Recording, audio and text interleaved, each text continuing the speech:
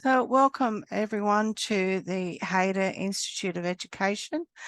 This is your induction pack for each new module that will be presented. This is for our new learners online. Before I begin, I'd like to do an acknowledgement of country. In the spirit of reconciliation, Hayter Institute of Education acknowledges the traditional custodians of country throughout Australia and their connections to land, sea and community. We recognise Aboriginal and Torres Strait Islander peoples as the first inhabitants of this nation and the traditional custodians of the land on which we work, live and study. We express our gratitude for the sharing of this land, our sorrow for the personal, spiritual and cultural costs of that sharing, and hope that we may move forward together in harmony and in the spirit of healing. We pay our respects to all First Nations people and acknowledge elders past, present and emerging. So tonight we're having a look at the class structure, expectations, assessments, care plan and where to get support. So, are you excited about being here? What industry are you wanting to work in? Where is that going to take you? Let's have a look. So for often coming into new study, it's often to feel overwhelmed and excited and a bit anxious. And that's why, it's good to share these thoughts with someone. We do a bit of housekeeping in our learning, and throughout our recordings, we have rules for different class participation, professionalism in class, how to keep cameras on and mics off, and no smoking or vaping on screen. We also have trigger warnings that throughout certain subject areas that may be causing distress for some people, and that's when you reach out for support, especially with Lifeline 131114. You can talk to them 24/7 and they will talk to you about anything. They're great people. All right, let's have a look at assessments. You will have different types of assessments: online quizzes, case studies, research projects, role plays, and practical assessments. Some of your role plays will be done with a live and assessor, and these will be organised throughout the year for you to book in. Other roles can be done with your family, peers or colleagues. And if you need to find other participants in class, please let a trainer know. If your coursework has a placement component, this will be closer to the end of your course, and Hayter is there to support you. We have a placement officer that helps guide you into placements along with skill track. You can start talking about placement at about 60% through your studies. Right, extensions. You can ask for an extension if you need more time. All your results will have a marked assessment and approximately within 48 hours. Sometimes there are technical issues but hopefully the aim is 48 hours to get them back next to you. You also might see if you get feedback and you might need a second attempt. The feedback will guide you in how to answer. If you're doing reports, we would like you to reference your work and any quotes or work that you're using from somebody else, you must reference. And we use APA 6 style. You can also ask your trainer what preference, how they want you to reference their work. And don't forget, if you need any help or support, you can book a learning support meeting with your trainer or any trainer across the week through Calendly. Calendly has appointments that you can book a trainer in from Monday to Friday. So do have a look at that. If you're having trouble with that, email your trainer and ask for support. So this Hayter has a rolling intake, and this enables learners to join at any time. But sometimes some of the courses are at different times of the months, and there'll be different times of criteria that for courses coming through that will be core subjects as well as electives. But to do this, it certainly offers flexibility and allowing them to enter or exit programs based on credits as well and prior learning. And if you need prior learning or recognition, please let your trainer know. If you're having any difficulties with the learning due to life incidences or events, please let Hayley know, because you can defer your studies for a short time whilst you work through what you need to. So connecting with your trainer is important, and you can do that either through the classes, emailing, asking for a Calendly appointment. And if you're having any other glitches with your studies, especially with technical glitches, navigating your resources in your Accelerate, please email lso@hayderinstitute.edu.au. We're here to provide support, a safe learning environment, and the work is sometimes that can be triggering. So we want you to make sure when we say triggering, it could be something that might cause you distress or might make you feel alarmed at what you're hearing. Please reach out and seek help. There is professional support, and your Hey to Learn book has a list of outside supports. Okay, so make sure that you do self-care throughout your studies. Make sure that you're actively involved in your health and personal well-being, and that will support you to going through your studies. So thanks everybody for listening, and enjoy your studies.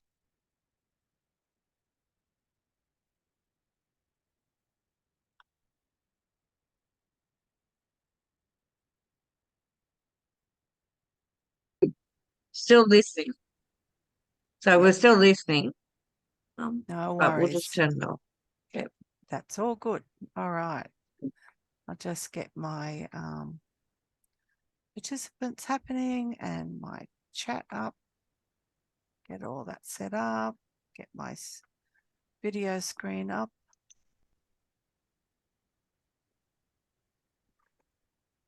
Right.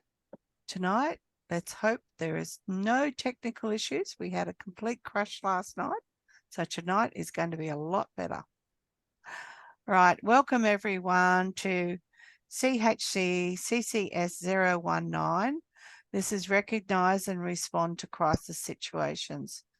We have 2 sessions in this module, and we will look at some of the assessments at the end of the night.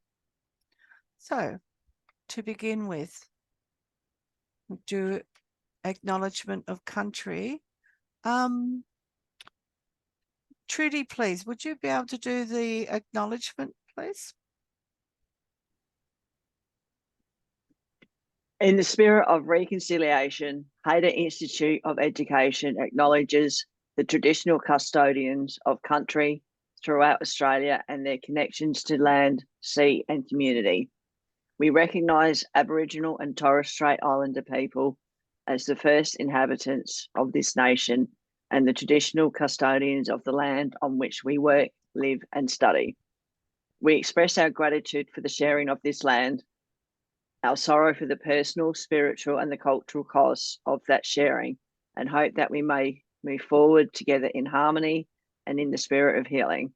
We pay our respects to all First Nation people and acknowledge elders past, present and emerging. Thank you. Right, a little bit of housekeeping. Cameras on, please, and your microphones on mute, please, whilst we're presenting. We will have break times at 7 and 8 p.m. for 10 minutes each. Class participation, if you want to ask a question, please use your hand emoji, which is down the bottom of the screen. And is it emoticons or reactions? Under reactions. And call them emoticons. Oh, okay. And we have we use respectful language in here in class, Our relationships here are mindful of our communication, and we use active listening skills. No smoking or vaping on camera, please. And also out of confidentiality, no children on screen, please. Some of the content could be a trigger in the sense that it might cause you distress or anxiety. Please reach out to Lifeline at 131114 if you do not have anybody that you can talk with in your home, or call for support, but it's always good to talk and debrief around that. But Lifeline are great. You can talk to them about anything. So professional counsellors there. I know a lot of friends of mine actually use Lifeline to talk about study stress. So good place to, a good support system. And be kind to yourself. Make sure you're looking after yourself, doing some relaxation things throughout the week to relax your mind and body. So let's get started. So we'll just get past that one. So I've got a new computer set up, so it's trying to find all the new things. Right, tonight we're looking at types of crisis, recognizing and responding to a crisis. Now, there's processes here that are crucial for us to follow in the industry, especially for our own safety and those of our clients. And it's about how we communicate during a crisis and what do we do after that? How do we report that? So, in a crisis, there are many potential different risks that can cause a crisis. And just as a demonstration here, a pregnancy for someone who's also maybe living with domestic and family violence increases the risk factor here. And the risk then becomes twofold because there is a baby involved, and physical harm can cause major crisis there. Mental illness, that's about being susceptible to family violence. So often people won't discuss what's going on for them, and they will try and hide that they're living with a mental illness or a disorder, and behavior change. They might have a controlling person in that home, and often can make them more susceptible to violence because of the emotional swings that they can have, and it makes it harder to handle. So some of the other potential risks are alcohol and other drug issues. So some individuals that experience family violence actually may turn to alcohol and other drugs to cope with the effects of the trauma in someone's life. So think about, I think a lot of the time people often call it self-soothing, but it's something to reach out to make them feel better instantly. And often that's where a cigarette, alcohol, or other drugs will give them that instant response, but it doesn't last for long. And then often that's where the addiction starts. So in that step, saying that the actual practice of doing that then becomes behaviors that are very hard to change. So people with suicidal thoughts or thinking about harming themselves become very vulnerable in many situations. And it is critical about communication and for those around them to be open with communication and discussions. How are they feeling? What are they thinking of doing? Is it something that they're thinking of to a way of blocking hurt and harm? Or is it something they're going to act upon? It's very crucial to know about that. People who have been isolated. So many people live alone, and many people feel isolated even in a city. And often that feeling, when you haven't got family or friends or networks, that person then becomes more vulnerable. And when you're more vulnerable, there are more potential risks involved.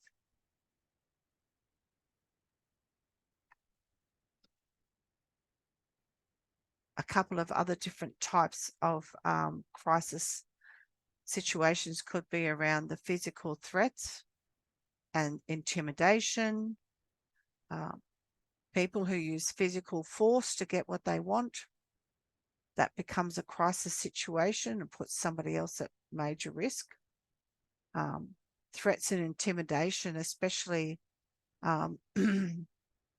stealing person's possessions, can make people feel very distrustful, and actually make people feel scared to be even in their own homes. So to have a good understanding of where the many different situations where crisis can come from, what types of physical abuse, threats, or intimidations that people may experience in our community. So let's go into breakout rooms. Just going to breakout room, what I actually said, that I forgot to mention that criminal and psychological can paralyze together. Yeah, we Yeah. were talking about like the financial, remember? Like Yeah. financial can go to like elderly or something like that. Yeah, a different type of stress, but it certainly happens. All right, Adam, Trudy, what did you come up that we should be aware of in communities, that how crisis can happen? Well, we were talking about when we're talking about physical use, domestic violence. Yeah. Well, that's what we were discussing. I mean, the different places and types, and you know, that sort of thing. Yeah, it's certainly something that's very prevalent now at this stage in the world as well, and it always has been, but always has been. Yeah, always has been, but I think that's now that the dialogue's out there more, but depending on what the more of it media is. Yeah, more of it is prevalent now, but I mean, I don't believe it's more, because it used to be acceptable in a lot of cultures for men to beat their wives, and you know, almost to be lauded that, you know, if you know, there was a bit of, you know, cheek and back talk, that's how you know, put a person in their place. So I don't think that's as acceptable anymore, which is a good thing. And it's more secretive now, I think. But I mean, I think that abusers always did it in a place that they were in control, and so they, you know, a lot of abusers present a different profile to the world. So when they abuse, it's usually when no one else is around, so they, you know, go right off their face and be some sort of nutsoid sociopath. Do you think more people are willing to speak up now as well? Yes. I don't know about that. You think so? Sure, yeah. I think so, because I think there's stigma of the being like a single mum with two. I'm just generalizing here.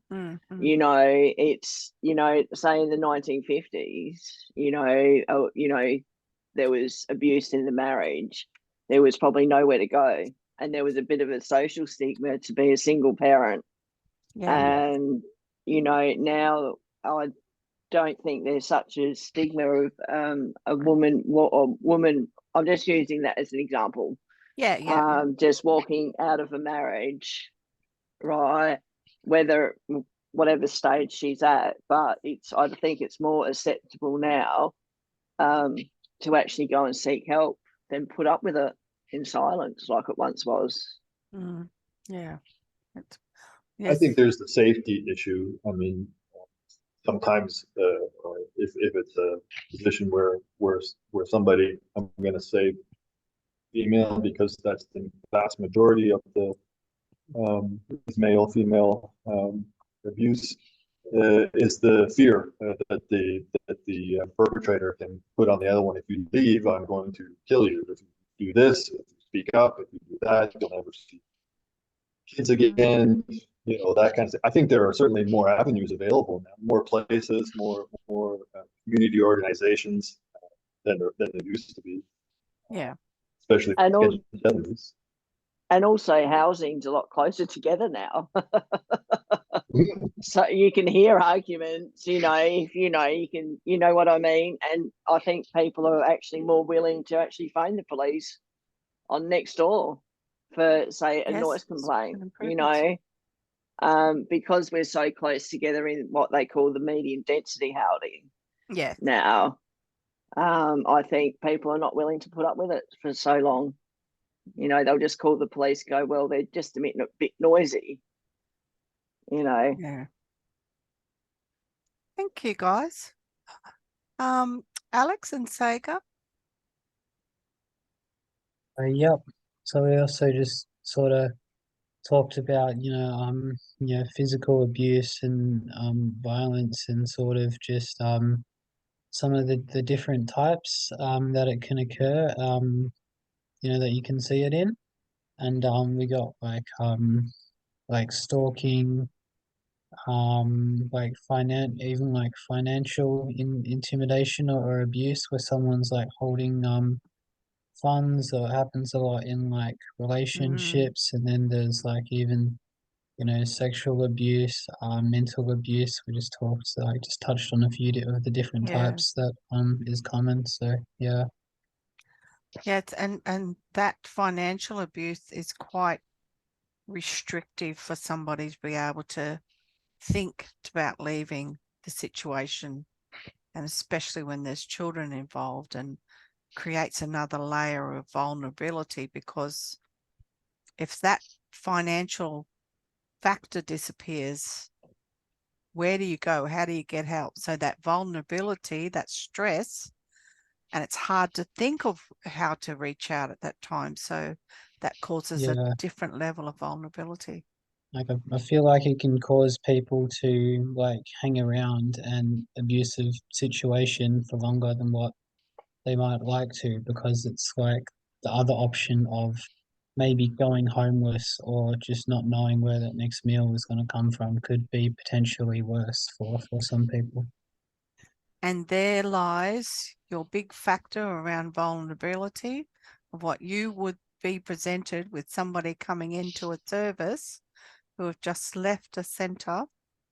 That's what their environment is now totally unsure, unsafe, unstable. Yep. I know when I worked with a women's domestic violence service, the fear of just walking through that door meant change. Yes, they could be safer, but if I'm leaving behind security in some sense, why would I want to step out? And it's such a pull for women to decide that choice. And not that men don't have to, males and all different genders have to make those choices here.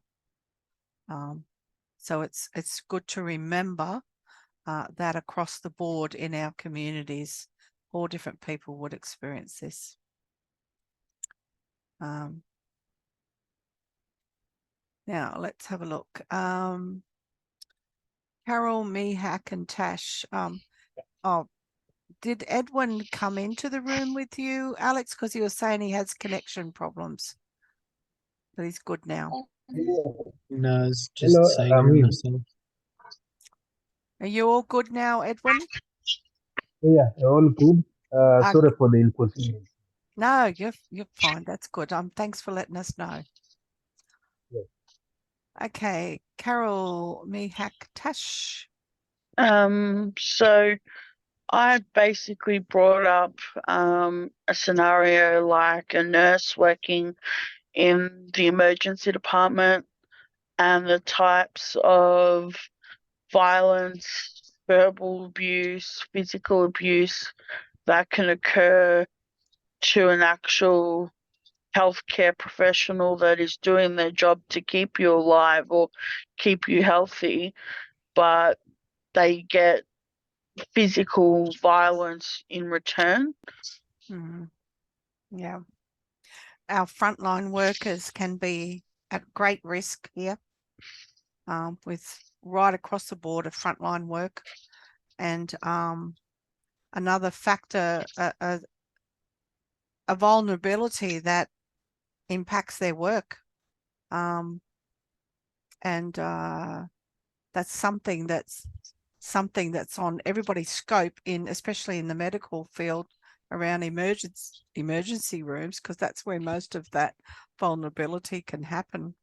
Well, I used to work in the emergency department as a cleaner, and I would see nurses bawling their eyes out in the corner after being verbally abused or threatened, and you just want to go and hug them and say that it's okay, but you know you can't, because you know you've got your levels of hierarchy. Yeah. But you see it all the time, abusive patients, and the nurses they just have to sit there and take it. And there lies, if they come back the next day to work, what resilience that those people have, eh? Dedication to their work. We're very lucky to have those people in our sectors here for health support. Thank you. Mihak and Carol, did you have anything else to add? I just had an experience where, so I work at the reception in a medical center, and I usually get patients that are very impatient. Oh, that was weird. Yeah. So once I had this patient come in, and their referral was rejected by a hospital. And he was like, "Oh, I need to see the doctor now. I can't wait. I want to see them now." And it was just very scary for me because he was this big man and, shouting at me. And I just felt like so much anxiety just trying to help him out. But I was like, "It's okay, take a seat. The doctor's in with the patient right now." But yeah, like those kind of situations are very hard for us as well, because you're trying to help that person, but you can only do so much and you have to wait for the doctor to attend to them. But yeah, I think it's just I feel like people nowadays, so especially when they come to the clinic, they think that, "Oh, okay, you need to be able to help us now. We want that help now." They're not ready to understand that, there's patients before you, you need to be patient. Yeah. And a lot of that can be because they're compounded by anxiety and fear of what's going on for them. And that anxiety comes out as aggressive and pushy. Yeah. But if you actually really got underneath to what's going on, which you don't have the time to do in those frontline situations, but it's about those safety mechanisms you have in place. But it's a real scenario that happens in our communities, isn't it? Very much so. Thank you. Carol? Oh yeah, I was saying, I was telling Tash of the situation that is going on at the moment with me, of a client you've been working with for the last 8 years. And just one day I went and he held a knife on me and I was really scared. And it's been a very rough moment since then, that's why I don't attend classes most of the time. And it involved the police, the ambulance, because he hurt himself. And I'm just glad that the organization had to remove me from that particular home specific and place me in another home, which I'm trying to get to know the clients, but still have to kind of attend meetings for that particular client as he's in a transition of getting out of the organization, since the organization has stated they can no longer look after him. So we are working towards the support coordinator who is looking for another organization for him. And you have to attend these meetings and you have to write all these incident reports and you have to detail everything that particularly happened on that day, even though you already wrote the thing, because it's now a matter of the NDIS. The client has become suicidal. He can't attend community participation because he's threatened that when a staff is driving, he will jump out of the van and he just wants dead to die and all that. So it's just been overwhelming for me, and I just feel threatened for someone you've known, you've been close to for all those years. Just one day they turn around and you're the enemy, and now everyone questions, everyone wants to know how it started, even though it's all written down. And there's been more incidents like this before the big one happened. And yeah, so it's just one thing that it makes someone very vulnerable, even though you're working, you're helping someone, you're trying to get them to enjoy life and all that, but you're also putting your life at risk at the same time. Yeah. Look, it's thank you for sharing. It's one of the hard vulnerabilities for workers in these circumstances, in these cases. And I think one of the crucial things you brought up around was that note taking and case management around recording, even though you might have to do it 2 or 3 times. It's crucial because there's a trail of what's happening for you and the client, you know, what's happening to the workers as well. So it can be in a dangerous, put workers in a dangerous situation for sure. And do they have good practices in place at your work for your safety, Carol? Yes. So when it happened on that day, and when I did an incident report, I put it on high risk so that all of them could get it immediately, because it was not just pointing, as much as it was pointing at me, but there are other staff that were the client mentioned that when I see this particular staff on the shift, I will stab them with a knife. So my incident report had to include exactly what he stated so that those staff can also be safe. And the client doesn't like other people that he doesn't know. But then again, the organization took the liberty of getting us out of that particular home and stating us to other homes that they manage. But now the client has to get casual staff, and obviously the client's anxiety goes high when he sees a casual staff, because he thinks, oh, you don't know my routine, you don't know you don't know what I like, I don't have the time to explain to you. So it still goes, and it's been on and on and on, and we've just been everywhere trying to make his transition as smooth as possible. As much as he's leaving the organization, we still want the transition to be as smooth as possible for him, but he is not aware as at this point on what is happening. He can't be aware because the organization had given him until March 6th, but we haven't found, the support coordinator hasn't found a placement for him. There's nowhere that he's gonna take him, because the reports, even if another organization is gonna take him, they need a report. Why is he leaving this place? So it's just been hard. So up to now, he's still under our organization, but still just the thought of thinking, I can't even go there. No staff wants to go there, but well, it's about your safety, Carol, and it's about, you have to do what's right for you, and you know, you have to safeguard yourself and do what you think's right for yourself as well, isn't it? So that's what we need to do as workers out in the community, is that we're following procedure, organization procedures. But this is a very good example of what can happen, but we've got to ensure that you're safe as well as that you're still continuing to support the client to be able to get other supports when one service can't continue with that. So it's another vulnerability layer up there. Thank you for sharing, Carol.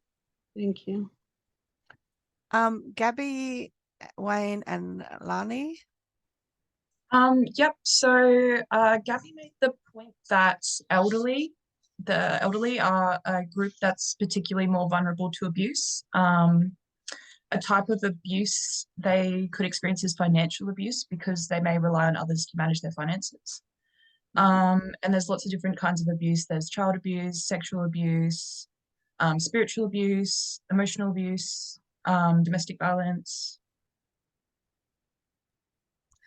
Very much so. And some of these are hidden. Yeah, like particularly emotional abuse, I think, goes very much under the radar. Yes, because financial abuse finally starts to unravel because of not being able to access things, and it gets seen that you're not able to adequately pay for things or support yourself individually, but that abuse underneath is hidden. Yes, Wayne? I'd like to say that during the time I had a grand mal seizure in Coles, where it took 5 ambulance men to hold me down, at the hospital where I was, I won't mention the name of the hospital. Thank you. But I was redlined by one of the nurses. And the doctor found out because he saw what was happening to my arm, that the red line was going up towards my neck. And he immediately put in the process to stop that. But he went off at the nurse. He said, "This person has come in with a grand mal seizure, and you use an old needle and you redline him." A lot of pressure. Yeah, I thought you'd be interested in that. Sounds like there's a lot of pressure in between the doctor, the nurse, the Yeah. whole work, it's just pressure. It's a very scary, another vulnerability here. Yeah. Wayne was vulnerable. Exactly. The Yeah. staff were vulnerable. The paramedics were vulnerable in that what they were trying to do, Wayne couldn't help what was happening to his body. No, exactly. But then it's that trust that you're putting in people to help you at that time as well. And, things do happen in our health system, but overall, we're very lucky to have the health system we have in Australia. But with every individual experience, there's a different vulnerability. Yeah. Yeah. And thank you for sharing, Wayne. You're welcome. Fine. You're welcome. All right, let's get back to my screen. So just to recap some of those different types of vulnerabilities in our community. We've discussed economic abuse, sexual, emotional, and social. There's different types of child abuse that can happen as well. We're talking about neglect here and that coercive control. Welcome, Kim. But the risk factors here are important for us to understand as workers. Who is at risk of harm, and because of what crisis situation would that be? So that also can be around that self-harm, that isolation we've talked about. You'll often see on a client, they might be trying to cover up due to marks on their bodies from harm. Often people wear layers and layers of clothing to disguise not eating. It's another form of harming themselves. but that also is a vulnerability that they mightn't be able to afford good, nutritious food either. So we're hearing more and more in the news how families, especially parents, are feeding their children with as best food that they can purchase, and they're eating very minimal, low carb type foods to fill in the gaps of what they can purchase. That can actually take an effect on somebody over time, causes another vulnerability. For you to be able to identify somebody at risk of harm in a crisis situation, there's many different situations. This picture here is depicting around gambling. So gambling can be visible if the person is out gambling, but online gambling is quite hidden behind the screen, and that dependency and the ease of being able to do it, the availability of it. There are some new laws coming in around blocking certain people being able to use online websites for gambling, but gambling can be quite destructive, and that's usually happening because of a vulnerability that started there. So all these things for you to be aware of as working in the community. Yes, Tash? This is going to be a very short little share, but I am actually day 46 gambling free.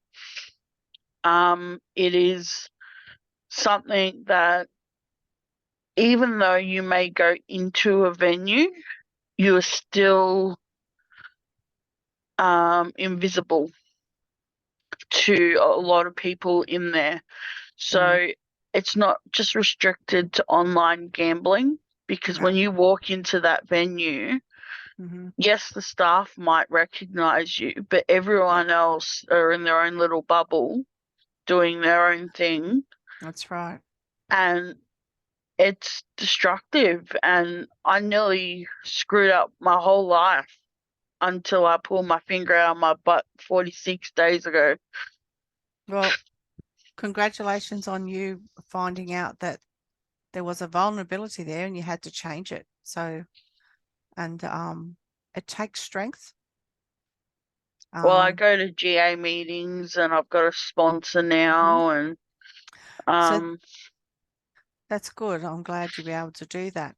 But for that, just hearing about that vulnerability, that's what's happening in our communities. That's what can be unseen by many other people. Well, it's one of those things where, like, I know, how do I explain this? You've got your last $50. Do you spend it on gambling and try and flip it and make more money, or do you use that $50 for groceries? Yeah. And the gambling makes you want to double your money so you can buy more groceries. Yeah. So it's a real contradiction of each other, and that's where we as workers can be helping respond to risks like that for people to be able to fill gaps of needs as well in those situations. And that's part of us responding to a risk for somebody, because that's a risk of harming themselves with abuse of money. And that becomes something that takes over somebody. So for us to be able to assess a risk, be able to seek assistance for someone who's being very vulnerable, who's showing signs of self-harm. And like I said, self-harm isn't just those visible things that happen. That's self-talk that can happen in your mind, and it can put you down and you can be very negative, and that happens, and then you're ruminating over certain things, going over and over and re-challenging those in your mind. That becomes an unseen stress, and it causes another vulnerability. So the guidelines in the workplace for responding to signs of self-harm, we must assess the situation. Are they at risk of suicide? Are they at risk of harming themselves or others? These are very direct questions, remember? These are about somebody's intentions. So we need to find out the vulnerability of their environment as well. To get assistance, often can be in a life-threatening situation. You might need assistance from your colleagues or other support services. So the first thing in any situation like that, police and ambulance. Don't muck around. This is what we're required to do. If you're working with colleagues and you know this is happening or somebody's threatened to this, reporting to your supervisor, who would then take the action. But it's important for you to make sure you follow your organizational policies and procedures here. It's crucial.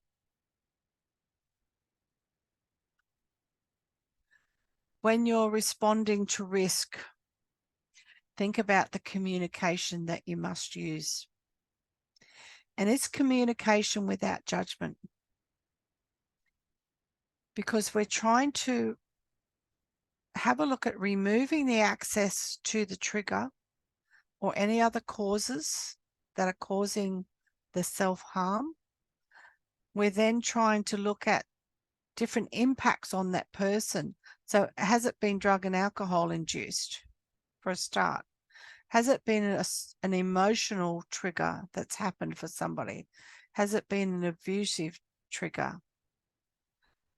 Removing that trigger, then supporting the person to identify sources of support, debriefing with that person over that, whatever's happened, and then developing coping skills. How do you send somebody off after them telling you something if it's not a mandatory reporting situation, but they're needing urgent assistance and you having to wait for a psychiatrist or a psychologist to be able to speak to them? Having coping strategies and skills is crucial as part of their safety plan. And often as workers, we could be helping create a safety plan for somebody. And often you might do that yourself or with a supervisor for someone.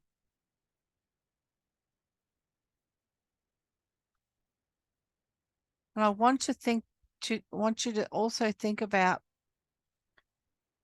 when we're working with people who are vulnerable, crisis communication is very crucial around how we present. And if we are closed off, if we are triggered by what's happening us in front of us, that's another thing that happens for workers in the services. So you have to be aware of that's happening, so you don't then re-trigger or traumatize the client. You have to be aware of the language we're using. We don't use big jargon at that time. We very plain speak, clearly, not too fast. We make sure we keep calm. If that's not happening for you, you have to reach out to a colleague for support.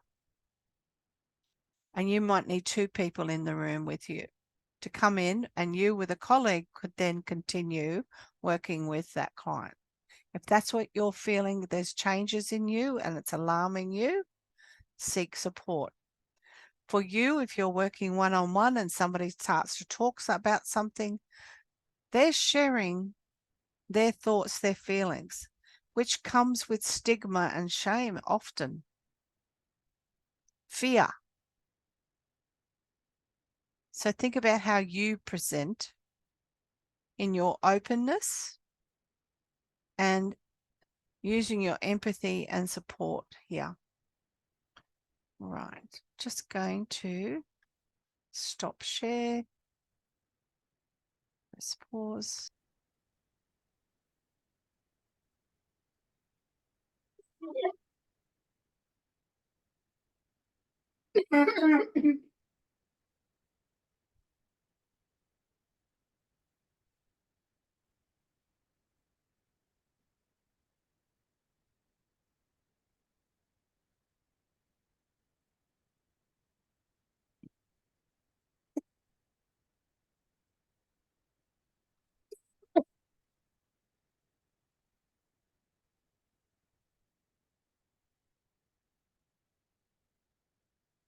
Okay. Welcome back. So crisis communication must be very clear, based with compassion, be non-judgmental, and be informed in what you're talking about. Understand what the situation is about, what rights are involved for that person, and also remembering around still walking with respect and sensitivity, being culturally informed in this work as well. Our empathetic framework that we work with, all of these come into play when we're supporting somebody who's within a crisis situation.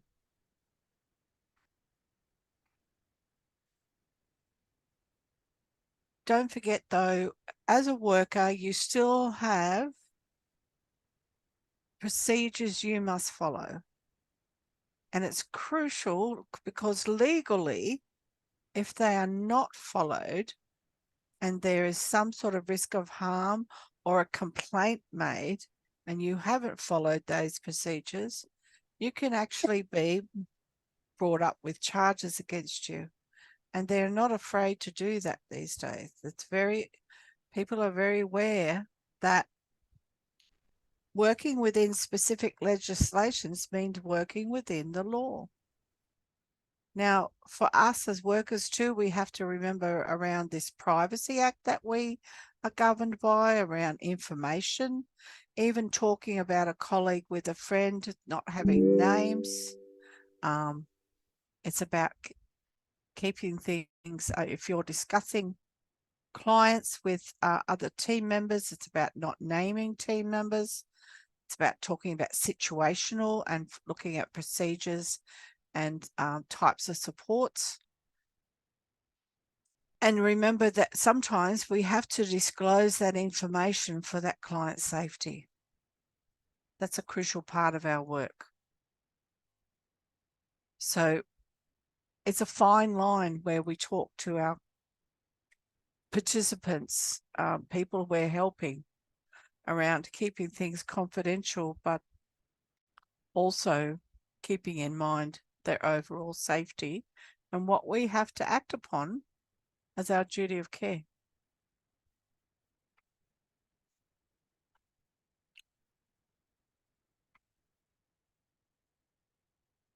So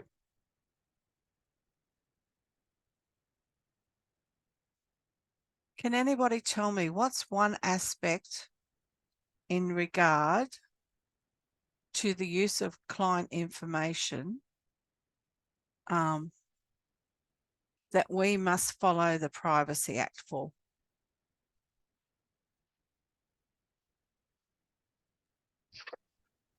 Whether or not to disclose things to a participant's family members or their support workers. Yes. Very unless true. it's like a doctor or something. But even then, you still have privacy policies. You do.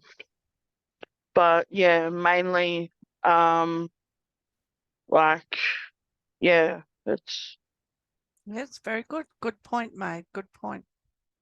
Anybody else?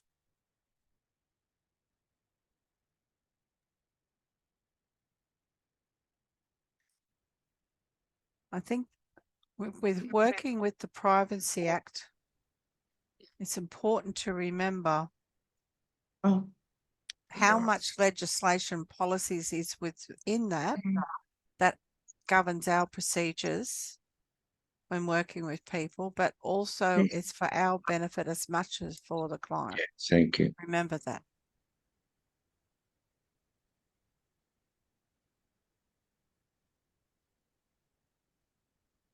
Yes, I would like to say Yes, something, Wade? Helen. Yes, I was just rolling my screen up. Sorry, I've got to That's roll up all and see right. where the hands are up. You're allowed to roll your screen up. I was going to say that years ago I belonged to a group called Grow. Now, for many months, I noticed that the Grow leader, our particular group leader, was talking about people and people's problems to other people. And So breaching confidentiality, huh? Yeah, breaching confidentiality straight out. And so well, at this time, we used to have quite a few members, but our membership had fallen right off due to this. And so we got down to 2 members and the group leader. I said to the group leader, I'm going to sanction you tonight for breaching the confidentiality of the people that have been here, which are no longer here, also breaching the confidentiality of some of the people that are still here. And I said, I'm basing the censure on what you've done, which means as a group leader, you have broken the most important thing as a group leader, and that's breaking privacy of innocent people who are here, who hope to get better by these group meetings, and you have flayed it. You have totally broken it. Now, I was supported by the other person that was there. The person that was the group leader said to her, you're not going to support him on this, are you? And she said, yes, I am. She said, because it's something that I've been worried about for months. I've watched members disappear and not come back. And she said, so I am going to vote for him, and his vote will put you out as a group leader. Well, this went on, and the group leader we had went to Grow, and I ended up becoming a scapegoat. Okay. So, and there's another vulnerability in the community by speaking up for your rights, but then becoming vulnerable in the process. But I'm glad that you were able to end up speaking up, Wayne, because that then that person would have caused much damage by breaking those confidentiality breaches for many people. It would have harmed them, and but you got harmed in the process as well. So it's a very tricky situation. Thank you for sharing, Wayne. Appreciate that. Trudy? We do a lot of work in our cars through this company, and I was speaking to a participant of mine yesterday, and we've had some really everyone knows, or the participant knows, what happens in that car, unless it's to do with harming or self-harm or any mandatory reporting, or or if they've asked me, is a safe space. So I get told a lot of things, and And I was saying to her yesterday, and I said, what you don't realise is, because I said the conversations that we've had is I haven't even mentioned to our behaviour facilitator, you know, who used to be her support worker as well. Right. And she goes, really?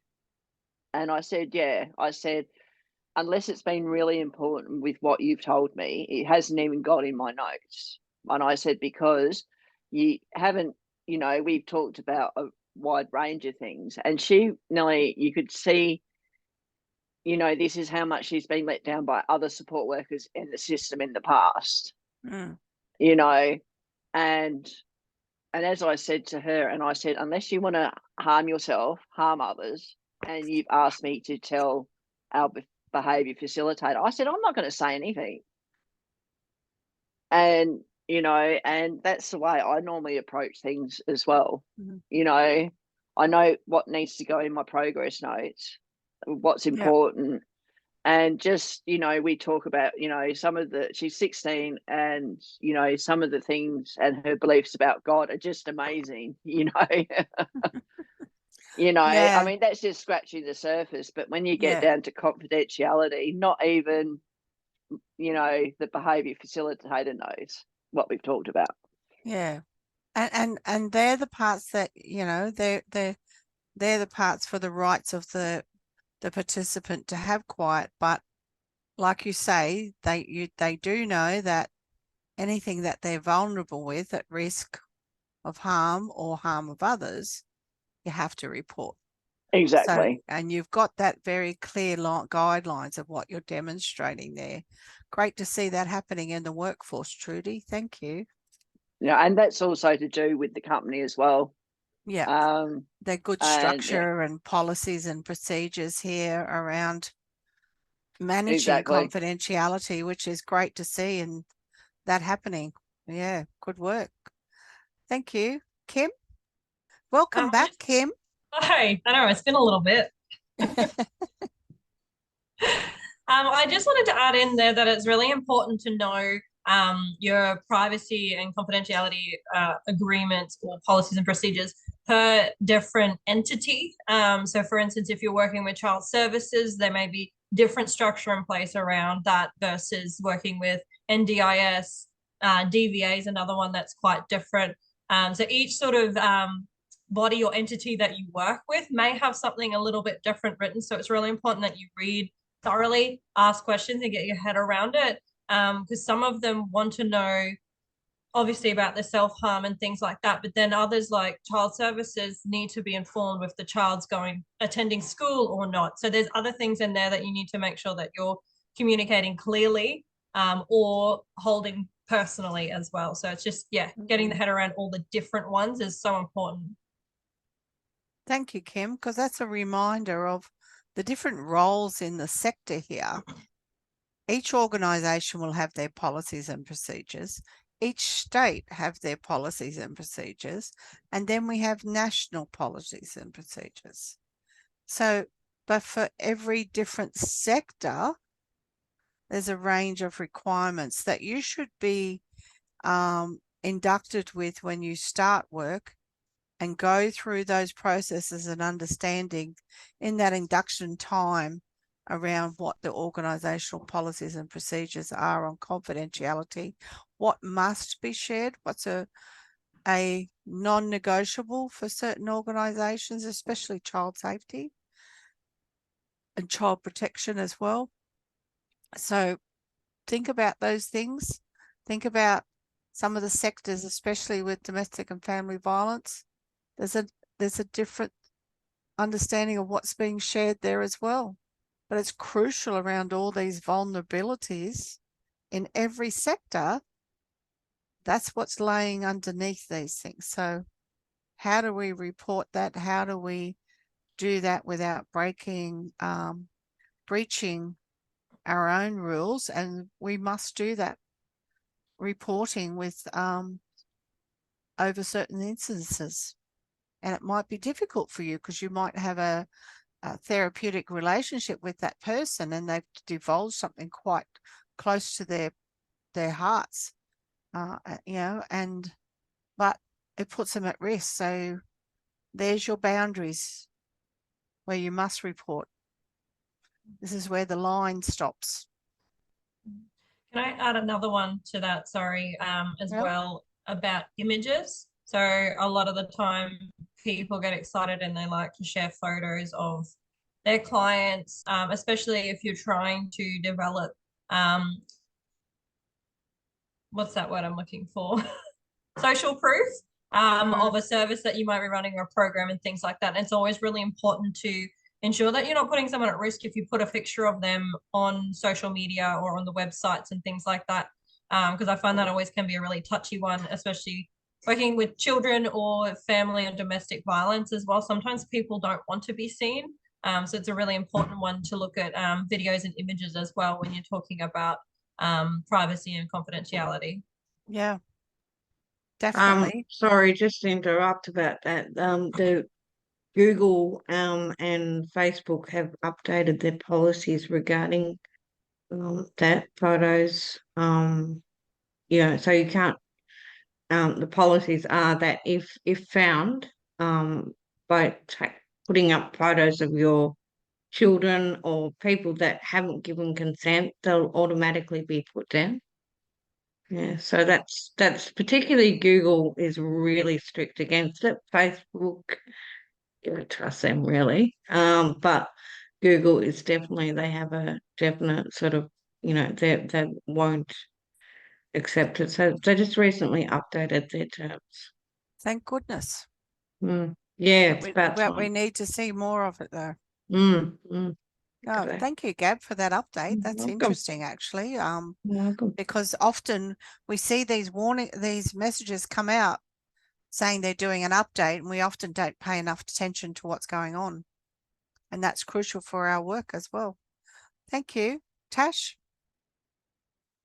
I just wanted to put my 2 cents in, just in regards to being a participant with the NDIS. So I have the NDIS myself, and I was going through an organization where I thought I was building rapport with all these workers that were coming into my home. Then they started divulging too much of their personal information. And I started getting really overwhelmed, and I would start rejecting their shifts, and I don't feel comfortable around that person anymore. And then it took one new worker to go, no, this is all wrong. I'll stand by you, and we'll go to the head of the company and go and tell them what has been happening. And it was so daunting, and I felt like I bumped into one of these workers that I put a complaint in about in public, and I absolutely freaked out. Like I was like, oh my God, she's going to yell at me or she's going to say something. But what she did was criminally wrong. Like they had to get the police involved. So that's another timely reminder around workers, what they're sharing and talking about. Yep. And the experiences that we can re-traumatize people we're working with, it's crucial in that we keep that boundaries around ourselves and our own personal information that we're sharing, our stories, because our participants are not our best friends. They're people that we're working for. We work with them, but we're also working for them. And this is the work relationship boundary that needs to be very clear and tight around what we're doing to keep us safe and our clients as well. So in those acting safely, especially in situations like that, being able to report it to somebody and gain support is a great idea, but it does take strength. So think about that and seek somebody that you trust to get support with. When we're working with participants that are at risk of harm. Don't forget, as a support worker, that you might have to explore your own beliefs and ensure that you have overcome a reluctance towards asking about thoughts of suicide, because it's a very direct language. And it takes a bit to actually be understanding how to say it without trying to avoid saying the word and not blurting it out. It's done calmly, professionally, because you don't want to create alarmist around using normalizing dialogue. It's very important that we ask these questions, that we can also explore our own thoughts on this. And if this area of work is too hard for you, you must tell your supervisor. Seek support.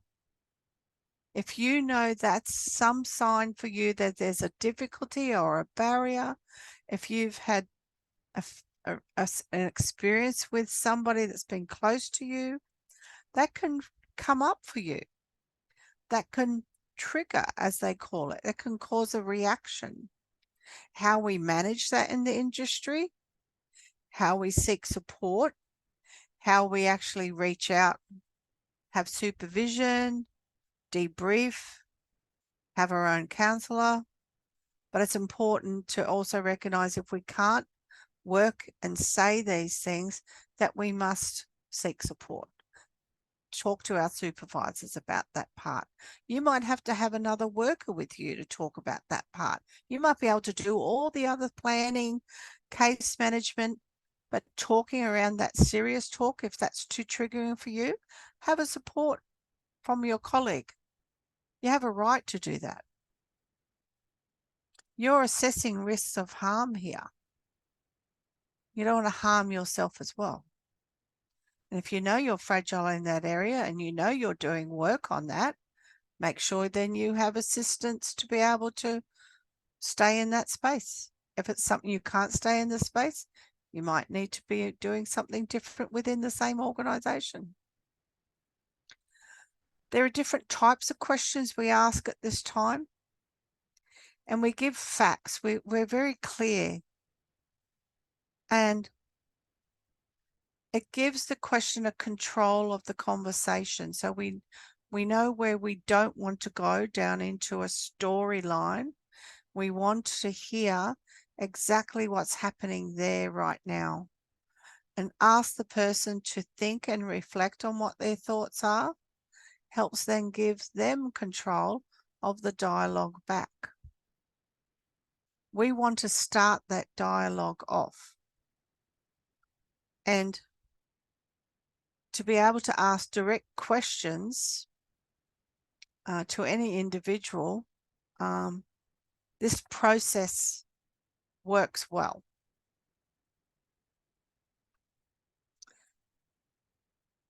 What are some of the examples of closed and open questions we could use for somebody who was in crisis?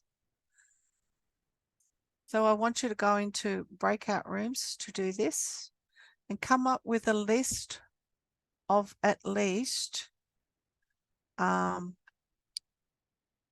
just find my,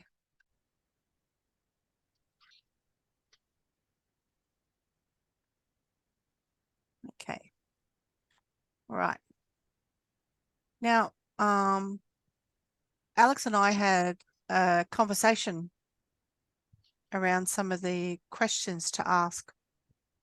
And I've asked Alex to share what he learned when he was on placement and through some of his work, and some very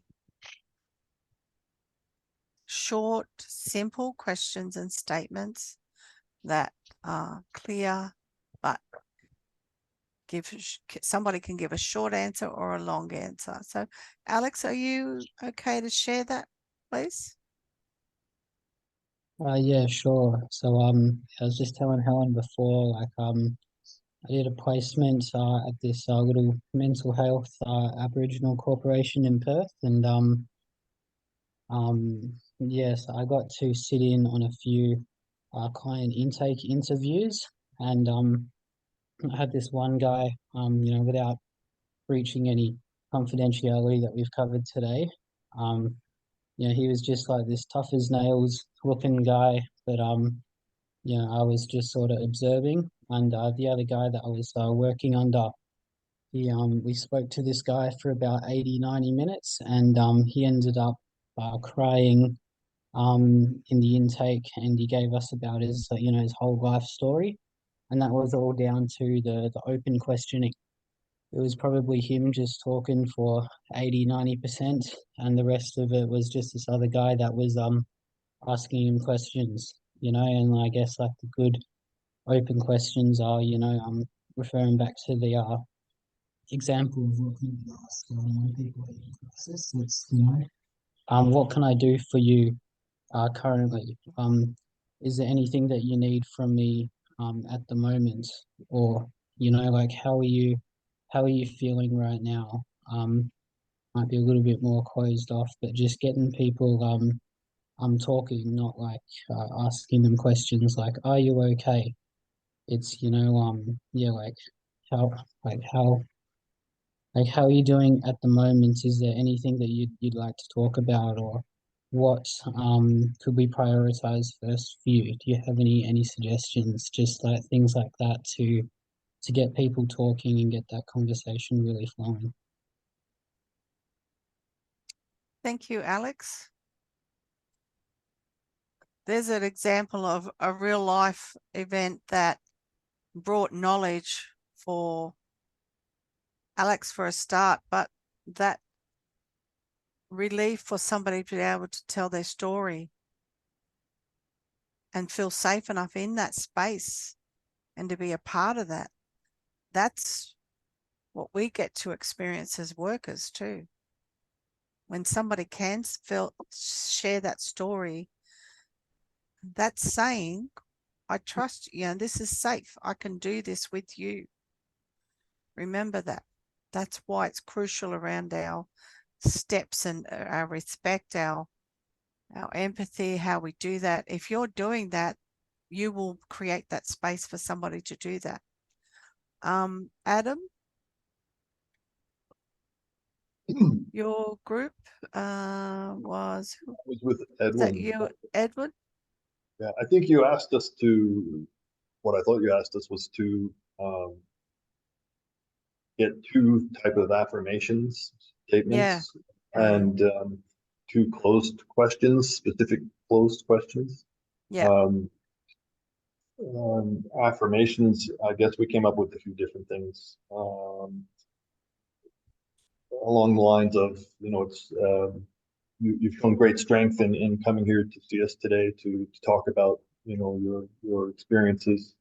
The other thing was to Edwin wanted us to put a positive spin on it, so something like we thought, it's very positive that you want to change your circumstances and improve your life situation. And closed questions were things along the line of, are you afraid in a domestic violence sort of thing? Are you afraid of your husband? And are you experiencing stress that's family related? And I suppose you would go from there.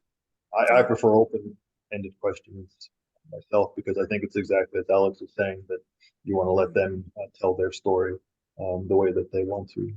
But yeah, that's what we kind of came up with. Excellent. Thank you. I like the affirmation ones. Praising them for even getting there to be there to share their stories. A big step for some people. Thank you. Carol, Kim, and Trudy. Yes. We wrote down some questions as well, and then you asked us to discuss our vulnerability as workers around them. So we have 3 questions that are close-ended questions. So we've got, are you sad today? This gives us a yes or no. do you want to leave the house? Another yes or no. Have you eaten today? Just another yes or no. Whereas turning those into a bit more open-ended questions, we've got, you seem upset today. What's bothering you? So trying to invite them into a bit more of a conversation. And then we've got such a beautiful day outside. We should head out for some fresh air. Where's your favorite park? So again, so we're sort of making them known that their opinion and, you know, what they are choosing to do is important to us. We're not just saying we're leaving, let's go now. You know? Yeah. And then third one, I've got I saw you have a delicious meal in the fridge today. Can you tell me what's in it? And hopefully that would then open up to eating the meal with you, perhaps. Yep. And Excellent. some of the vulnerabilities that the three of us discuss, especially with the closed questions, you could get an automatic rejection, right? The barriers just go up. You could be verbally abused, leaving you very wide open and vulnerable. And it could actually, the situation could escalate from 0 to 100, being an open question. And with the open questions that we've all come up with, is they could actually spill out what was going on, and it could trigger us as well. Yes. And another thing was to be aware of our surroundings as well. You know, you're not going to ask someone open questions in a group. Yes, your environment. And that's what the three of us came up with, I think was correct, wasn't it? Great work together. Yeah. But that's crucial, that one about asking questions in a safe environment, like asking open-ended questions in a forum type of, you know, in a group. Now, is that appropriate? You know, I actually use the example of my car, where the participant can actually, she'll talk about anything in the car, but we've actually, whether it was by design or, you know, as soon as we entered the training house or in a group, it's a lot of small talk with everybody, because some of these participants, they will blurt out what's happened to them in a crowded room. And it's actually teaching them where is appropriate. And, you know, I've been told some, I don't know, wonderful things or but it demonstrates what they can trust me with, you know. And I tell you what, I have been triggered as well with what they told me. And especially when it's being done by other support workers and not from our company. But that demonstrates that there's a line. As soon as we get out of the car, a little bit of small talk. I know she hates it. I'm not a big fan of small talk, but I said, it's socially acceptable to do. Yeah. So great skills there, but also great awareness of what triggers you, what might make you feel uncomfortable. And I think for a lot of the things we actually hear in the sector, it's what makes us uncomfortable, not so much as a trigger that's setting off big anxieties. It's that uncomfortable feeling that it's making me feel that I'm thinking about something, or what's making me feel so prickly and I suddenly feel a bit squirmish in the stomach or something, you know. So being aware of that, being able to debrief with somebody about that too is crucial as well. There's a lot we have to balance as workers here. You're balancing the client's safety or the participant's safety, and you're creating safe spaces to share. You know, you've got a boundary around how much they can share that's not going to then need to be reported. But what do you do with all that when they do that with you because they feel safe enough to do that? Where do you park that? Where do you put that? That's another challenge that we have of being workers in the field. It's actually a huge challenge as well. And when you're dealing with your own diagnosis for the 6 months or something, it's been life-changing. It can be a bit hectic up there in the head. And this is where having your own supports in place is crucial. Whether you are having counseling, you are having coaching, guidance, supervision outside of work supervision, being able to discuss your work practices, what's happening for you, being able to have your own counsellor or support group, or you're talking with your GP, you've got a special person you talk to that you can talk about and debrief things with. It's crucial to have that we have those in place for us. Okay, it's a balancing act, but it's a part of our industry work that we have to manage our own regulation of emotions. Because we don't want to trigger somebody off, but what they're talking about can trigger us. How do we protect ourselves? So there's some information there for you around.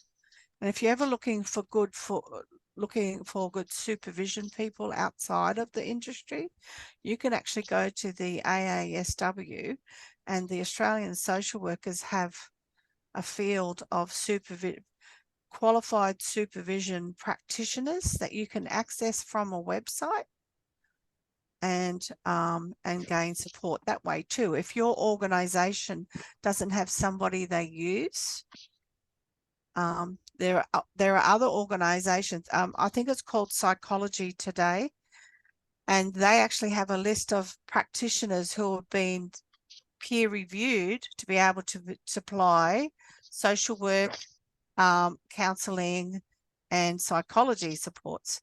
Yes, Wayne? Sorry about breaking in, Helen.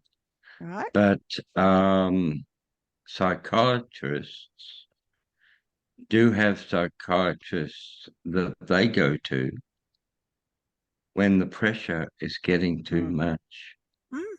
And that's important also for us, that we have psychological counsels that we can go to when the pressure is getting too much.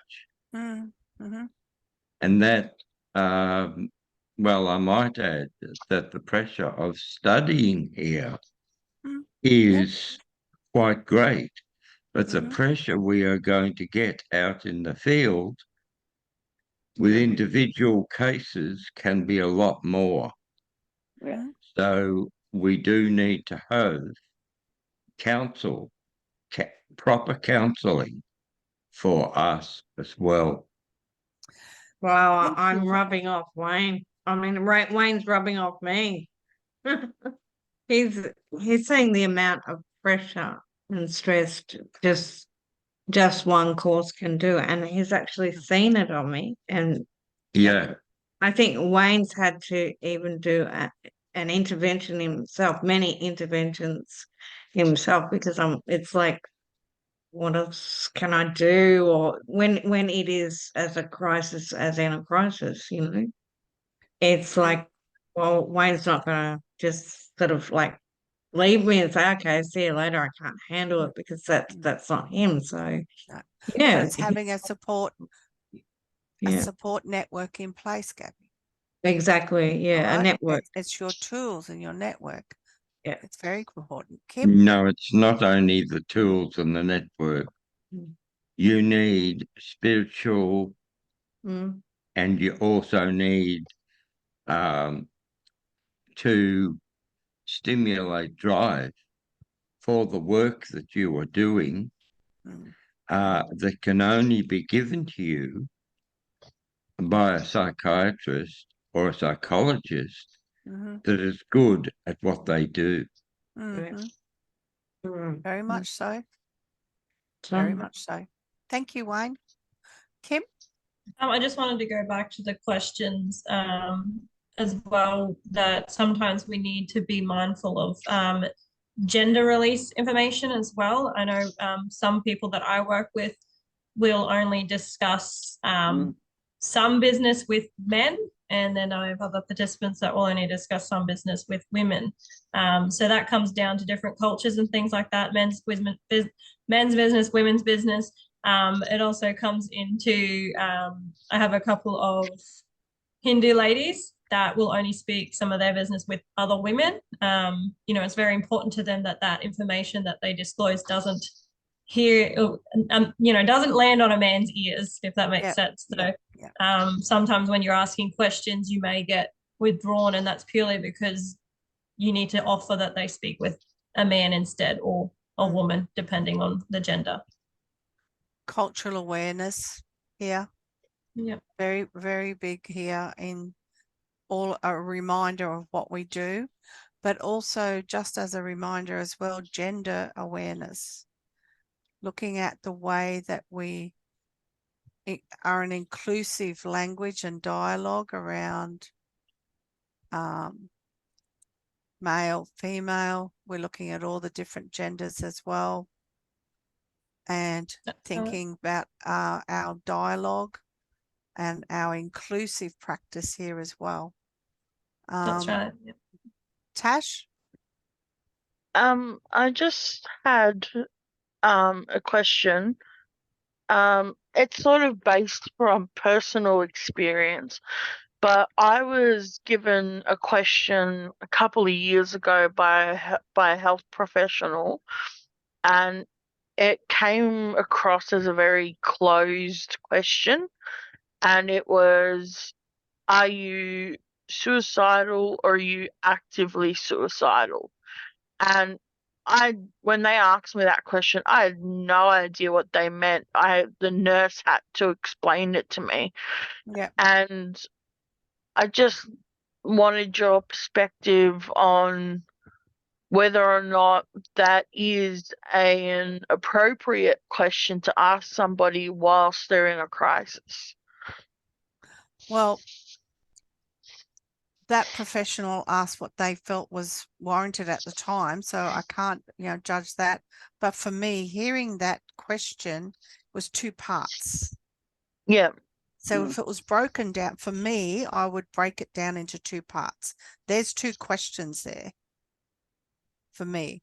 And to make it clear enough for the person that we're working with and more direct, in my mind, I would have been asking the first part separate to the second part. Yeah. Yeah. So, but as different professionals, people who are in the field have different ways. But fortunately enough, you had somebody there who could break it down for you. Yeah, I was really lucky. If I hadn't have had that nurse, I wouldn't have had a clue what they were talking about. No. And this is another reminder of when somebody's in crisis, our language and dialogue is short, clear, and direct. And we misplace words, like if we add words into missing bits for us to acknowledge what they're saying. Yes, yeah. And thank you, Tash. It's a good question. And it's not so much about comparing practices, but how would you look at that through a different lens? Yeah, I just thought it was a very abrupt question to ask somebody, and it was sort of like, okay, there was a line drawn in the sand, and if you were actively, like, you'd be above the line, and if you weren't, weren't treated as severe enough. Yep. If you weren't actively suicidal. So then, Tash, let's have a bit of a go here at this. Knowing that question, what would you have wanted to have heard? Knowing they had to ask where you were, how would you want somebody to ask? So just say you had a partner who was being asked these questions. How would you want them to be asked that question? I think it would be on the lines of not so much how are you feeling or anything like that, but more so like Gabby, I think it was Gabby, gave a really good point of a 0 to 10 scale of how you felt, like on 0 being great and 10 being the worst you've ever felt in your life. something that was simple that you could put in a scale.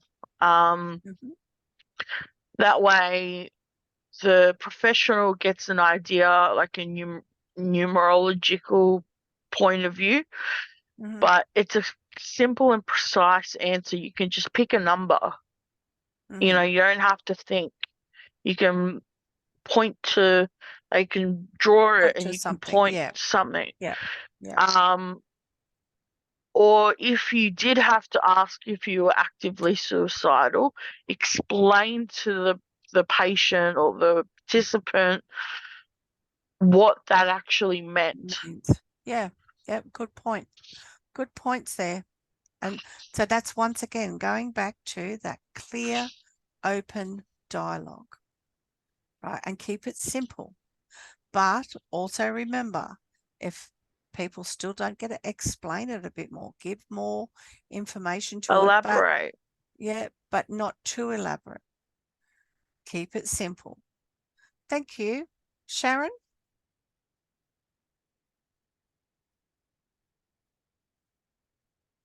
Oh, yeah. Hi. Hi, Sharon. How's everyone doing? Yeah. I just wanted to ask a question as well. Like, I just wanted to ask you, like, if you got my emails. Oh, Sharon, when we get to the break, we'll discuss that, okay? Yeah, because I won't be staying that long because I just came from work. I was driving, so I just thought just to let you know because I will be leaving soon. Okay. All right. Thank you. Now let's see. Adam. Did gone through all the groups, have I, or not? Lani? You ended up being on your own, did you? Sega was is he still here? I don't know. Yeah. No. All right. So a couple of examples of closed questions. Are you experiencing suicidal ideation? Also, do you have a plan? In terms of like confidentiality, usually you would maintain that, I believe, but in this case, you would be required to break it. If there's a plan in place, because the individual's at risk. Are experiencing domestic violence? Open questions. How have you been feeling in the past week? What kinds of activities have you been engaging in, and what kinds of challenges are you facing at the moment? What kinds of challenges are you facing at the moment? That could lead to dissecting and breaking that down by talking one challenge at a time. But what sort of challenges are you facing? That's opening it up and saying, okay, you don't just have one challenge, you might have many, but let's start that dialogue. Yeah. Good questions. Good questions. Gabby? Yeah, I don't know if I'm in the right direction or not. So I might be this might be the research part. But basically, I just think the word suicide is getting too old. And also when someone asks you that question, are you going to, do you feel like, or anything? Of course, most of them are going to say no, because, I mean, and then what happens? So I think we need to change the word. And it's like going back to being a detective and using a word where they're not aware of, but we are aware of, so it's I guess mental health is a little bit like, being a detective. It's a bit old-fashioned. Yeah, exactly. Yeah, so and this is what I was saying, maybe you could ask different questions to open that up, and then well, Gabby did a good analogy for domestic violence with pizza box, if you would care to share that again. Yeah, Yeah, the pizza.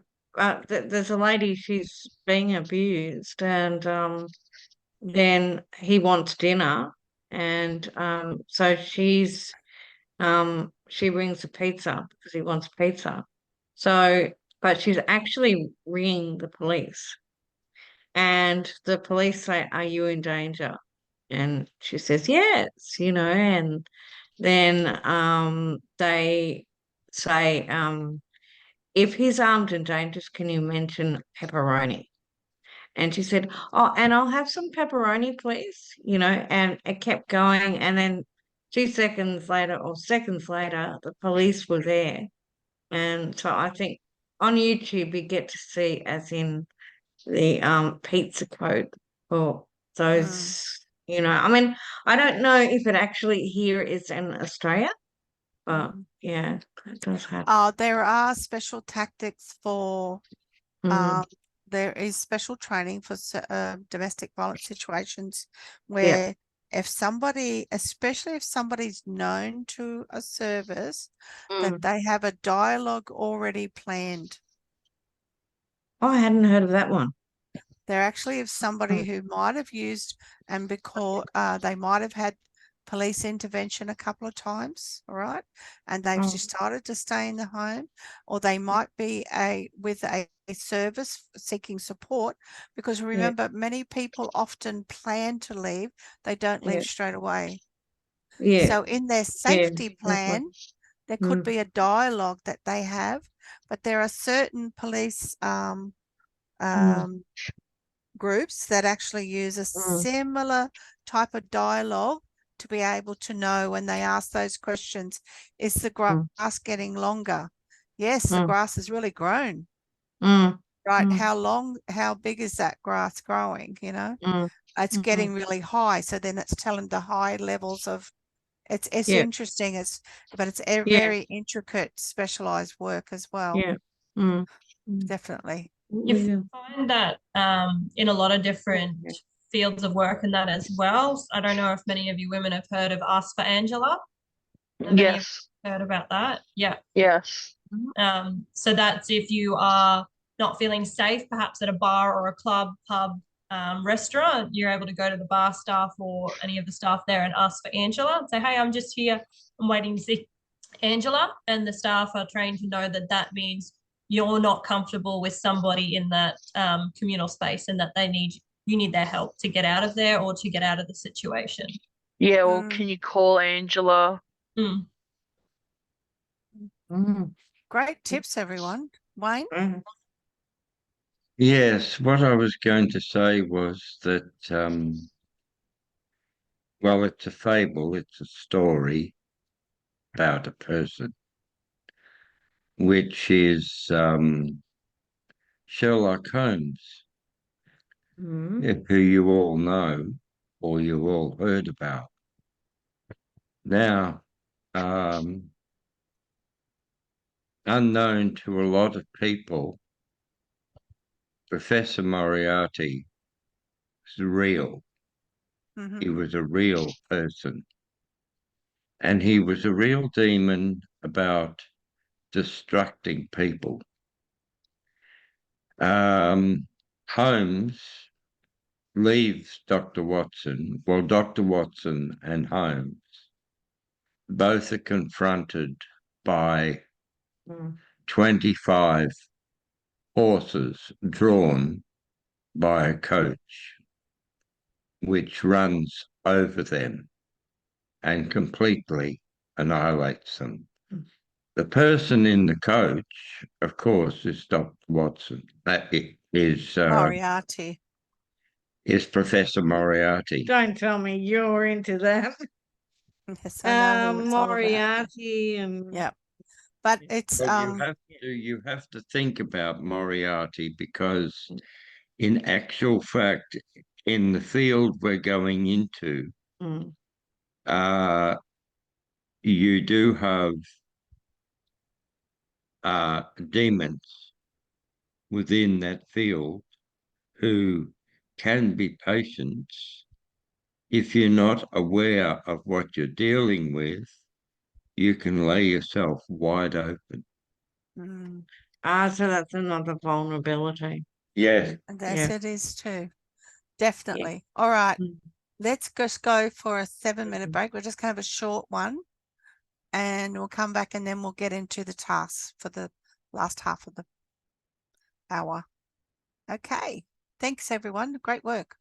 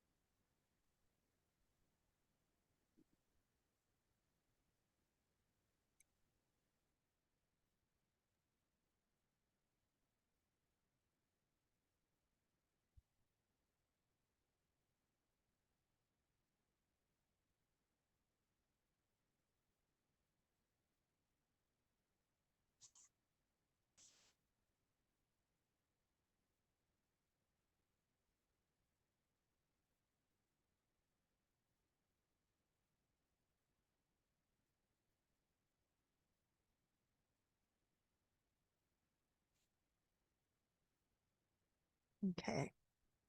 All right, let's get into having a look at some of these tasks we've got to do. Just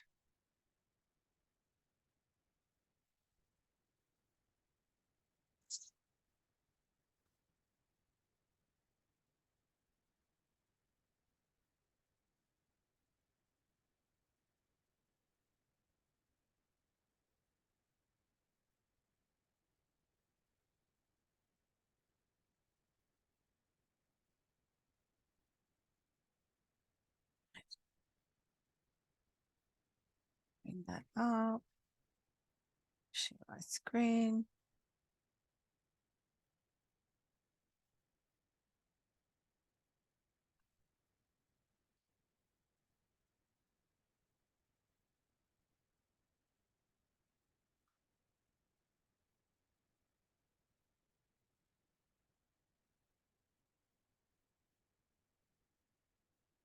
Just move that over.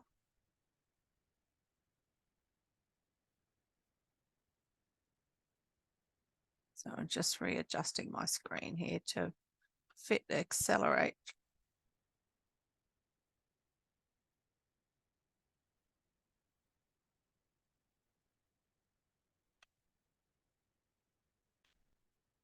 Okay, so in task 1,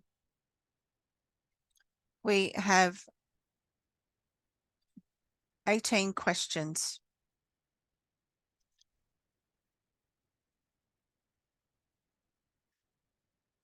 And let me see. So many of the questions are about your duty of care. We've talked about limitations of confidentiality tonight too. So good recording. If you're doing that one at the moment, tonight's recording is a very good recording to go back over and help you answer some of the things. You've got a couple of case scenarios here. We've talked about circumstances in compliance with disclosed confidential information to others. We have talked about that tonight. A lot of these questions have been intentionally for that fact.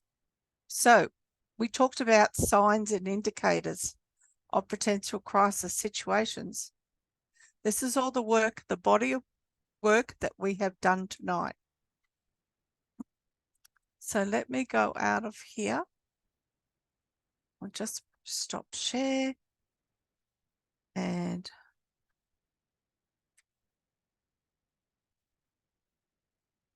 just go in and bring up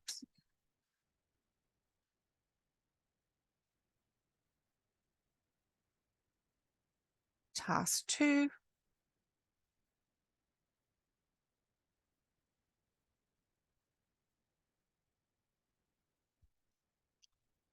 And task 2 is rather a large one. So our first one is great to get out of the way for sure.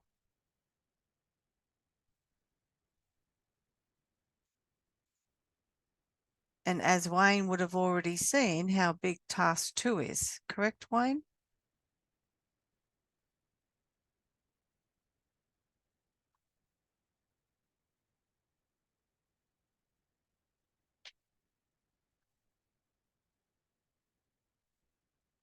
So this is a crisis intervention procedure for Newbury Care Centre.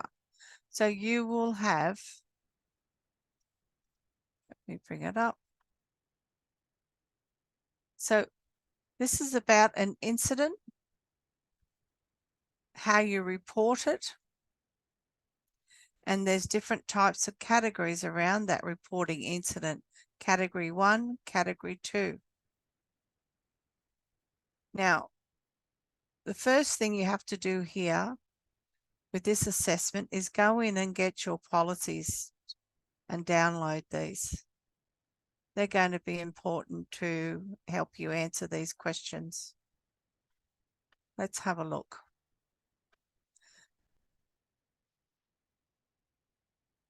So there is a video that you are to watch around Denise.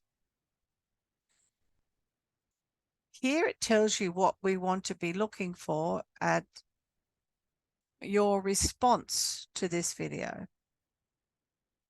So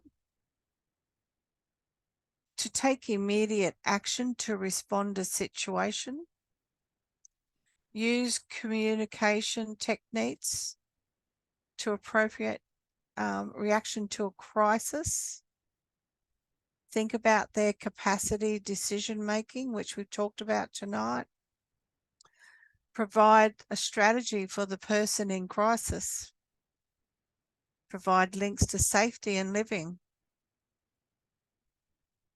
We've even done the activity around some positive thoughts. And we've talked about the legal and ethical obligations that you have around your work in the community.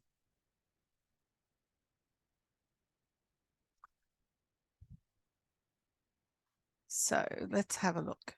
You also have, that one's for Denise. You watch the video, you respond to it, and that's what you're recording for yourself. Then you have an incident report form, and you are to complete this incident. And this is going to be for each one. Then you have some questions after each one. So is the incident report still for Denise? This one's still all about Denise. All right. So these are very layered works. You need to step gently through these. Those will take some time.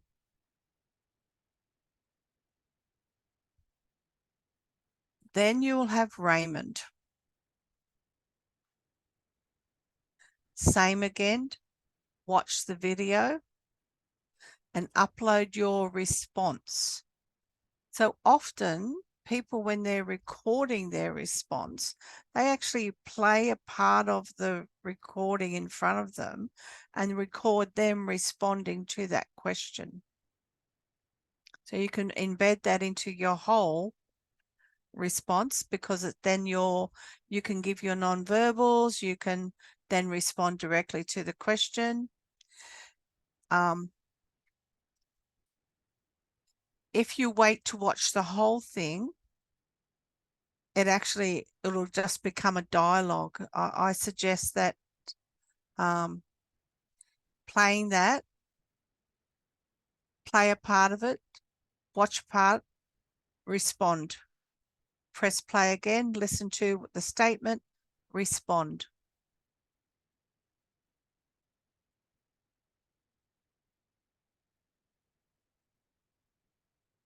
You will then have another incident report form.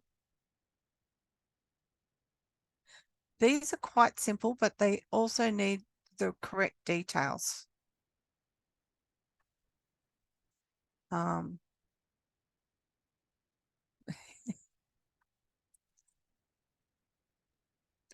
And as Adam says, they take a lot of time. You don't have to actually embed the video into Zoom. You can have that playing in a separate window, have your windows in 2 split windows, screens, and have the video playing here, you're recording in Zoom here, and you can press play and then pause. Yep. And it's okay to record the question that, you know, the statement that comes from the person in the video, and then respond to that. I don't mind that. If you're not going to put that in, if you listen to the question, the other way you can do it when you're recording yourself, because you'll press pause in between for you when you're recording yours,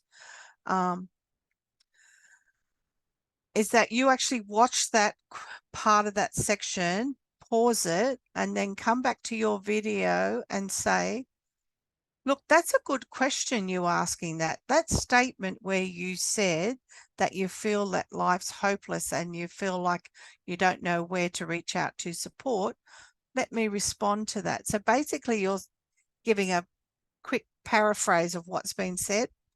That's another way of doing it if you want to do it that way.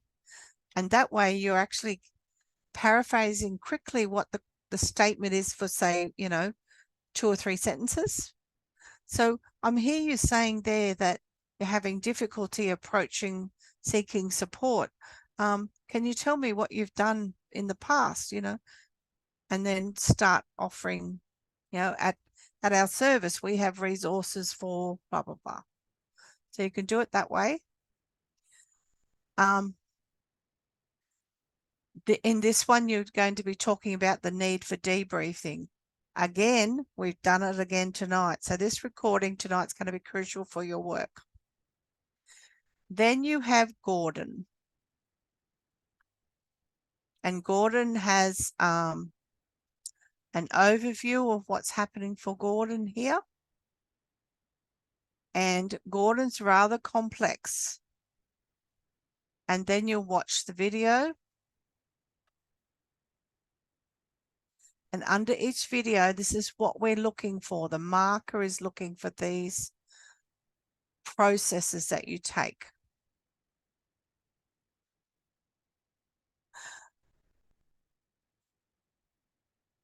So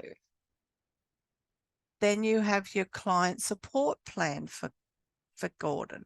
This is a little bit different. And in that, you're going to talk about the referrals.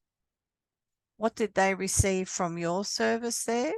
What are their goals that they want to reach? And what strategies have you give them to help them along the way? Just think about relapse, crisis situations, when anxiety comes back, when something feels uncomfortable for them. What strategies are you giving them to do? Remember about your breathing, your changing scenery, your seeking support, ringing up. Don't forget, in your supports, in your referrals, a list of strategies could also include those phone numbers that people can use to reach out to over a 24/7 period. That's also another support system in place. So these, let me bring it up. So it's important. We're looking at a crisis intervention. There's 3 different types of interventions here. This is why it's crucial to take your time. And I don't know about anybody else, but I'm looking at this going, oh my God, it's so much work. I'm going to get overwhelmed. This is why I'm saying to you that this needs to be broken down into 3 components. Don't try to do them all at once. It's too much on the brain. I would do one role play, because it's quite complex what you have to learn before going into that. Then I would have a break. I would leave it for a couple of days before coming to the second. You can record that and sit that recording to the side. There might be a simple quiz you can do for another subject in between. Take your time with this. If you need to work with a trainer, don't forget, right across the board, across the whole week, there are trainers there that you can do the role plays with. So if you want to do that in a supported environment, you can do that with a trainer as well. And you can collect. I totally agree with you. Sorry, I totally agree with you, Alan. Like when Tash, you were saying so much. I actually don't make the mistake I did, which was going 100 miles per hour doing assessment after assessment. And, you know, I thought I was okay, but, you know, I just really, you know, I was sleepwalking literally. You know, Wayne had to like bring me in bed and I was going everywhere, you know, I was just, and then he kept saying that I was talking about, well, I'm doing my assessment. Really, I was asleep. So really, yeah, I agree with you, Helen, to break it up. This is what we've learned from learners. So Yeah. feedback here from Gabby, break it down. Adam, it's achievable in chunks, all right? So do a script for each one. So you play the video and play a part. Then do a script to respond to that. How will you respond? Have your question. Take your time with it. Once you've done one and you've recorded, park it. You might leave it a couple of days or a week, but you've now got the flow of understanding what you do, so you can step into the second one a little bit easier. Okay. But as I say, there is support there if you want to do it with someone. If you're doing it yourself, please break it down into sections. The first part that I would be doing is I would go in and open up that assessment and just look at, I think it's Denise, the first one. Don't open the other two yet, because then you're going to get crisis upon crisis upon crisis. Look at that first crisis. If you can, print it out, the scenario on paper, and highlight all the things that you will need to address. So when you come to your script and your dialogue, you are mentioning the things.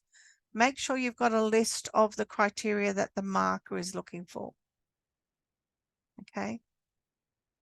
As Adam said, it can be quite messy. Sorry, because this is my first lot of role plays ever. Like, yep. As I said, Tash, there is support 24/7 across the board. Okay, with trainers. So it'd be great to get in and book in with someone and say, can you help me to unpack this first part of this task? Okay. All right. So right across the board, people can support you. You could do some work with a peer if they want to work on something as well. But for you being a new student, I'd like to see you book in with a trainer and go, let's unpack this and practice it. Right. Okay. And then for you to get comfortable, that could be the recording that you do, and it could be enough. That you have a good discussion before you record it. And that helps tease it out. The support's there. Adam, you're so honest. Yeah. That's what I said. Some things in life get messy. But it gets better as you do it more. put it in nice terms. Honest. So When I first did my role plays, I was like as meek as a mouse, and now, well, you've seen all my role plays. Like, you're terrible to me. you get confidence with them, right, Tash? So being yeah. a first one, Edwin, for Edwin as well. Yeah. Think about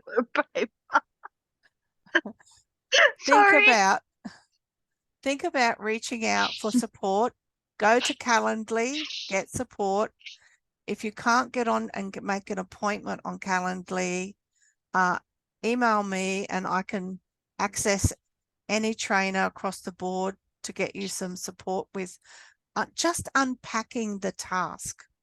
Because I find that when you want to, you go on Calendly and you go to book it in, it's like in a week and a half's time from when you need it. And it's like, well, I kind of need it now, not in like a week and a half's time. This is depending on who you're wanting to go for. If you're going to try and book in with me, that's 2 weeks in advance most times. Yeah. Unless I have somebody cancel. I'm booked up till the end of April already. So, but if there's a crisis situation, that's a different thing. Okay. But if I can fit you in with another trainer. Yeah, that's fine. I'm any trainer. So when you go into Calendly, you look for round robin youth work, round robin community services, round robin mental health. And there'll be a number of trainers there in each one. Okay. And then you'll have the dates that come up that they're available. Okay. Okay, so if you're just looking at mine, you're probably not going to see anything until May. Okay. This is why I say email me. If the questions are small, I can do it. If it needs unpacking in an LSN, I'm going to tell you that, and we'll get somebody to work with you doing that. If it's something that we can unpack before a session in an LSM type of situation, that's also a doable thing, right? Yeah. But that often it can't be as complex as unpacking these tasks. Yeah. All right. It can be smaller questions that I can do before class, but not complex ones. So, so Carol hasn't done any role play either, and she's been avoiding them as well. This is where it's really good to either practice with somebody at home that you trust. So can you do a role play with, say, for an example, I've got an NDIS support worker. Can I do a role play with her, or does it have to be? No. If you don't have to do it in front of a trainer, which this one is not, you can do it with your support worker. Okay. All right. So they might there's another way you could do this, is that your person, you can take the script from that YouTube clip because it's got captions in it. So you can make the script up about what they say in that. You can actually download the captions from YouTube. There's your script for your participant. All right. Yeah. Your job is then to transcript what you're going to respond to those statements. Your person can speak from the YouTube captions. Yep. And your responses. So this is where it's going to take time. It's a process. All right. Okay. But once you do one, if you want, you can say, Helen, can you have a look at this for me? Am I on the right track? I think that's what I'm scared of, doing all three and then. No, the thing is that, like I said, do one. Get somebody else to have a look at it. Okay. All right. You can take it to an LSM and get a trainer to look at it and say, am I on the right track here? Can you give me some pointers? Am I hitting the criteria here? Okay. All right. Because we have criteria that we're looking for, but it's really about your communication, what you do in a crisis, and those strategies to support someone. And are you working within your boundaries, and are you referring? Yeah, thank you. Wayne. What I was going to say was, if you don't have anybody in your room or with you, which is another person, how can you do a role play with just pussy?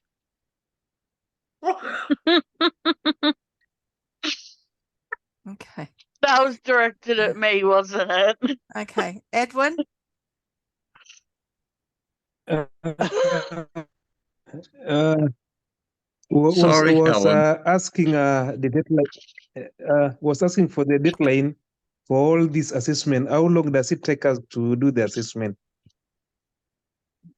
Sorry, I was listening to people laughing. Sorry, what was that again, Edwin?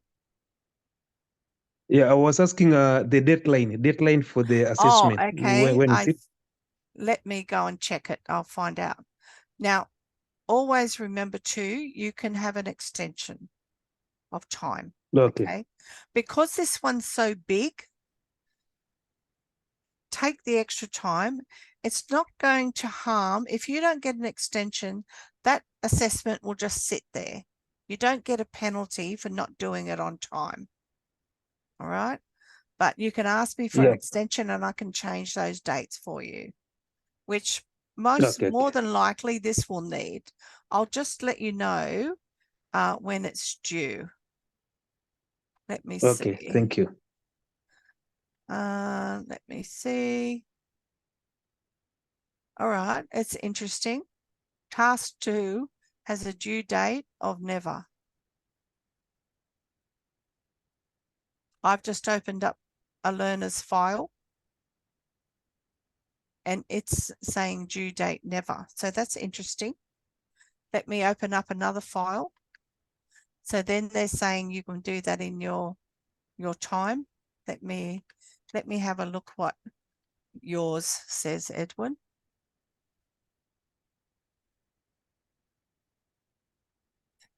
Edwin, is your last name Kiptanu? Yeah, exactly, Kiptanui. Okay.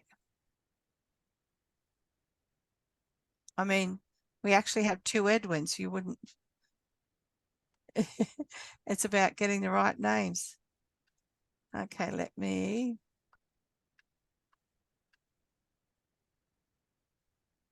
Sorry. Bring that up. Okay, 019. Let's have a look what the date I've is. got 24th of May for one of mine. Yeah, 24th of May. And let's see what the last task has. Task 4 role play. 24th of May. All right. They're all the 24th. Yep. They've all got the 24th of May. So you've got roughly 5 weeks. Yeah. That's okay. So that's 5 weeks. If you find you need some more time, Edwin, just ask me, send me an email and just say, can I get an extension? That's all fine. Okay. Now, do you know where to get Calendly support with a trainer as well? Being new to HADA? Yeah, I'm new, but if in case of any challenge or I don't understand anything, I'll just get back to you. No worries. I will help you. Thank you. Are you navigating your accelerator? Okay. Yep. Yes. Okay, good. All right. Let me just say good night to everybody out there in learning land. Don't forget, right across the board, Calendly. You can book a trainer for support, and you can also email me, helen@hayderinstitute.edu.au. I mightn't answer overnight, but I will answer. Okay. So sometimes I've got a big load of emails coming through, Not touching that and one I will either. get to them. I just And those All right. gremlins. All right, I'm just going to finish Mm. record there.